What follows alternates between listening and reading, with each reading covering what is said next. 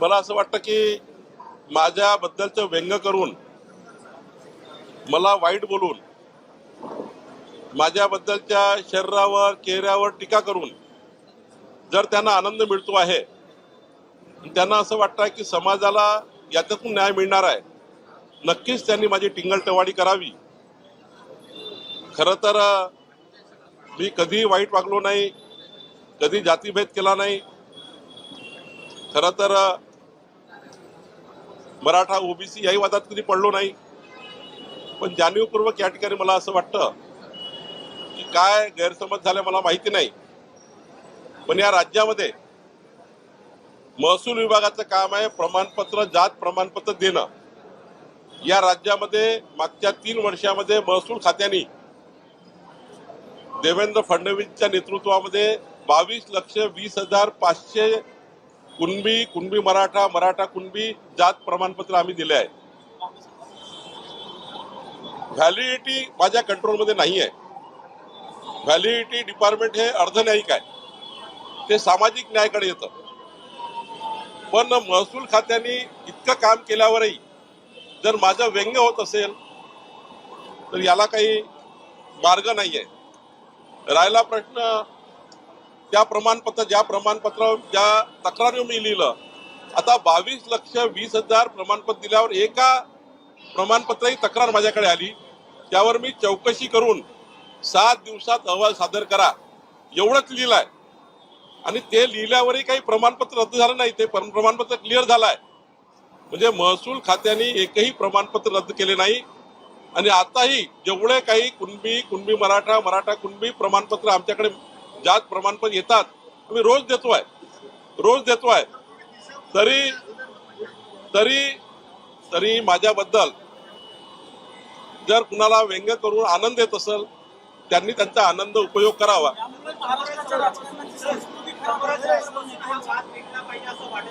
नाही, त्यांचा जर काही माझ्या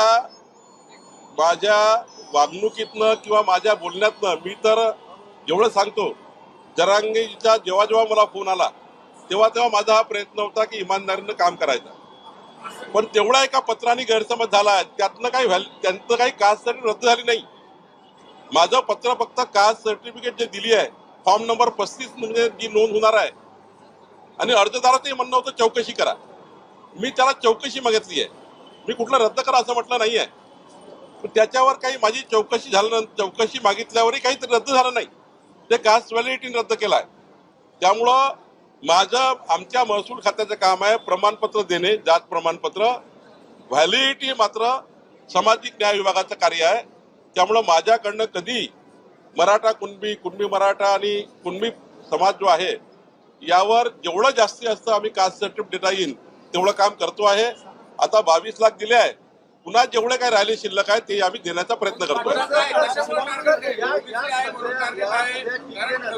ओबीसी संघटना काही आक्रमक झालेल्या आहेत, रस्त्यावरती उतरत आहेत.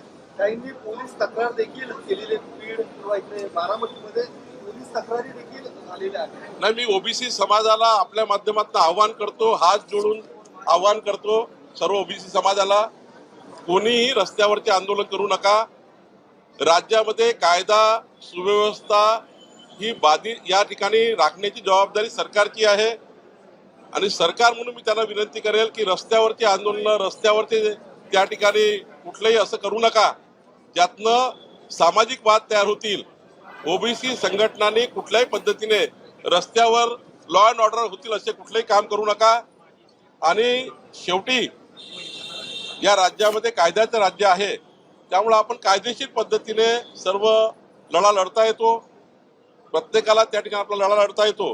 पण माझी विनंती, कोणी आंदोलन करू नये आणि ओबीसी समाजाने कोणताही वाद करू नये. होत असेल, उद्देश काय? कारण सुरुवातीला पंकजा मुंडे झाल्यानंतर धनंजय मुंडे, आता बावनकुळे, ठरून काय होतंय काय सगळं याबद्दल ठरून ओबीसी नेते मंत्री टार्गेट केले जातात त्यांच्याकडनं, त्यातनं जातीवाद वाढतो, त्याचा फायदा पुन्हा तुमच्याच पक्षाला मिळतो असं एक बोललं जातंय. नाही, असं आहे की मी कधी या वादात नाहीये. खरं तर तुम्ही माझी पार्श्वभूमी बघितली, आता तो पारिवारिक काही सांगितलं नाही पाहिजे आपल्याला, पण माझी पत्नी कुणबी आहे. आता मी कुणबी आणि तेली एकत्र आहोत. तिकडे आम्ही विदर्भात सारखेच राहतो. इकडे मुलगा हा मराठी आणि माझ्याकडे मराठीची मुलगी आहे, आपली माझी सूनबाई मराठा आहे. आणि त्यामुळं कधी आम्ही मराठा कुणबी तेली हा वाद केला नाही. आणि कसं काय मी अन्याय करू शकतो? मी कुठला अन्याय करू शकतो? कधी अन्याय करू शकत नाही. आणि महसूल खात्याने 22,20,000 प्रमाणपत्र दिले आहेत. आम्ही कधीच कुठलं प्रमाणपत्र रिजेक्ट केलं नाही. आता कास्ट व्हॅलिडिटीमध्ये जर रिजेक्ट झालं असेल तर मी त्याला काय करू? माझं खातं नाही आहे. एखादं काम तुमच्याकडे झालं नाही म्हणून तुम्हाला टार्गेट केले गेले. मुख्यमंत्री म्हटले का जर ओबीसी नेता किंवा ओबीसी समाजाचा नेता म्हणून जर टार्गेट करत असेल तर ते चुकीचं आहे. खरंच असं वाटतं का तुम्हाला का तुम्ही ओबीसी नेते म्हणून तुमचं टीका होती? नाही, मला या गोष्टीचं वाईट वाटतं आहे की मी कोणाची वाईट वागलो नाही. माझ्याशी असं का होतंय? नक्की मनामध्ये खंत आहे. पण आता आम्ही सरकारमध्ये आहोत. सरकारमध्ये पेशन्स संयम असला पाहिजे. सरकारी पक्षाच्या लोकांनी संयमाने वागलं पाहिजे. माझं व्यंग या पद्धतीने करणे हे न पटणारे काय. माझाही परिवार आहे.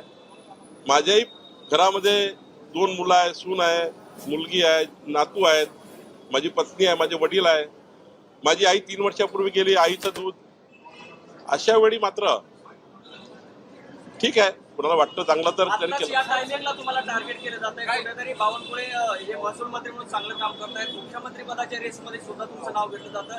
ही टायमिंग साधली जाते आणि जाणीवपूर्वक तुम्हाला टार्गेट केलं जाते असं म्हटलं जातं. काही षडयंत्र आहे का मी सरकारमध्ये? आधीच सांगितलं की मी कुठल्याही मुख्यमंत्री पदाच्या शर्यतीत नाही. या राज्यामध्ये कर्तृत्ववान, निष्ठावान, इमानदार, कर्तव्यदक्ष, अष्टपैलू कर्तृत्वाचा धनी नेता देवेंद्र फडणवीस सारखे मुख्यमंत्री या राज्याला मिळालेले आहे. आपलं नशीब आहे, आमचं नशीब आहे. अशा वेळी कोणी मुख्यमंत्री शर्यतीत नाहीये. आम्ही कोणी मुख्यमंत्री शर्यतीत नाहीत आहोत हे चुकीच सांगताय. तुम्ही ओबीसी समाजाला शांत राहण्याचं आव्हान करताय पण हे थांबणार कसं आणि ओबीसी समाजाला कधीपर्यंत शांत ठेवणार आहे? रोज उठून जर ओबीसीच्या नेत्यावर अंगावर येणार असेल जरांगे मग करायचं काय समाजाने? तर याचं उत्तर जनता शोधेल. का फक्त भाजपला फायदा होण्यासाठी नाव द्यायचंय?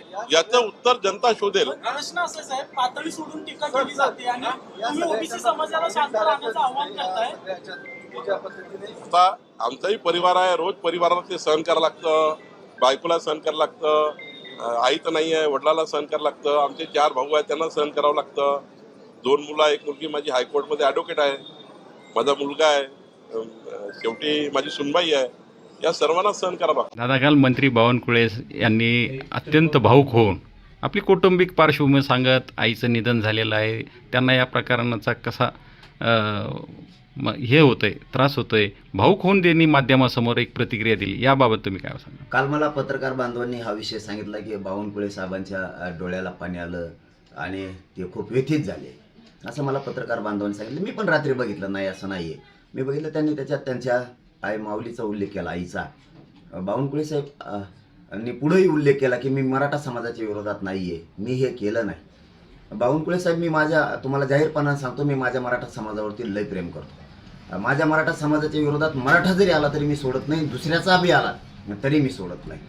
तुम्ही इतकं रडकुंडीला आलात, मी काय असतं, मी गुडघे टेकायला लावतो. तुम्ही जे रडकुंडीला आलात ना, इतके तर मराठ्यांच्या नादी लागल्यामुळे आलात. मला इतकं बोलायची तुम्हाला गरज पण नव्हती, कारण तुम्ही चूक केली. हे बघा, तुम्हाला एवढं रडकुंडीची यायची वेळ याच्यामुळे आली की तुम्ही परळीच्या टोळीच्या नादी लागलात. त्यांचं ऐकून तुम्ही एवढा मोठा अपराध केला की तुम्ही मराठ्यांच्या लेकरांचं वाटोळं केलं त्यांचं ऐकून. तुम्ही हे त्यांचं ऐकायला नको होतं. तुम्हाला आणखी नाही जाहीरपणे सांगतो, इथून पुढं तुम्ही त्या टोळीच्या नादी लागून त्यांचं ऐकायचं नाही. ते तुमच्यापाशी दिसले सुद्धा नाही पाहिजे. कारण तुम्ही काल जे व्यथित झालात, आम्हाला पण वाईट वाटलं. मला सुद्धा, मी रात्री बघितलं ते की तुम्ही तुमच्या आईचं नाव घेतलं. शेवटी ती मायमाऊली आई ही आई असते सगळ्यांची. तुम्ही आईचं नाव घेतलं. आमच्यावरती मराठ्यांचे संस्कार आहे. तुम्हाला पहिल्या वेळेस आम्ही माफ करतो, तुम्हाला सोडून देतो. तुमच्यावरती व्यंग मी करणार नाही इथून पुढं, कारण मराठी येते. आम्ही एकदा दोनदा माफ करतो, सोडून देतो. पण याच्यानंतर जर चूक झाली तर सोडणार नाही तुम्हाला. पण हेही सांगतो की तुम्ही 28 ऑगस्टच्या आत तुम्ही पत्र देऊन केलेली चूक दुरुस्त करा. 4ही प्रमाणपत्र आमचे तुम्ही राजकीय दबावापोटी शिरसाटणी तुम्ही रद्द केले, त्यालाही त्याच्याकडेही बघणार आहे, सोडणार नाही. पण तुम्हालाही जाहीरपणानं सांगतो की तुम्ही केलेले प्रमाणपत्र ते रद्द केलेले ते वैध करून पुन्हा द्या. आमचं काहीही म्हणणं नाही, काही हरकत नाही. पण 28 ऑगस्टच्या आत नसता बावनकुळे साहेब पुन्हा मी सोडणार नाही. मला सुद्धा मन आहे, मला सुद्धा भावना आहे. मी मराठ्यांचा आहे. आमचे राज्यातले मराठी,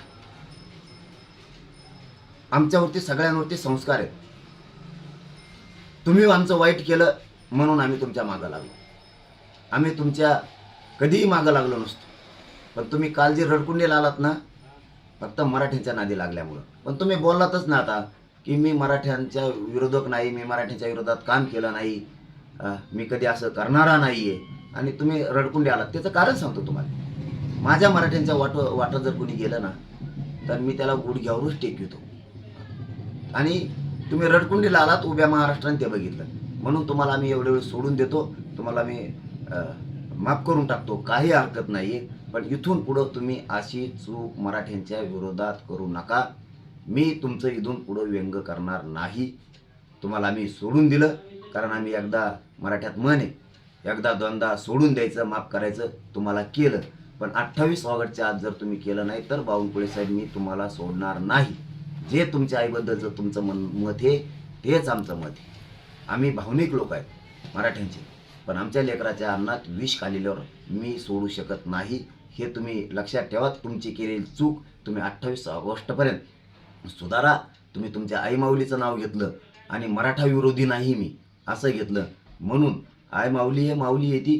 त्यामुळं तुम्हाला माझ्याकडून 100% आणि माझ्या मराठा समाजाकडून सुद्धा तुम्हाला आम्ही माफ केलं, सोडून दिलं. तुमचं इथून पुढं व्यंग करणार नाही. पण पुन्हा तेच सांगतो, इथून पुढं चूक मराठ्यांच्या विरोधात तुम्ही करू नका, ही माझी तुम्हाला आग्रह आहे. आणि तुम्ही आता इथून पुढं परळीच्या टोळीच्या नादी लागून कुठाने कसलेच करू नका आणि मराठ्यांच्या विरोधात जाऊ नका. पण 28 ऑगस्टच्या आत तुम्ही केलेली चूक तुम्ही सुधारा. ते प्रमाणपत्र सगळे द्या, काही म्हणणं नाही.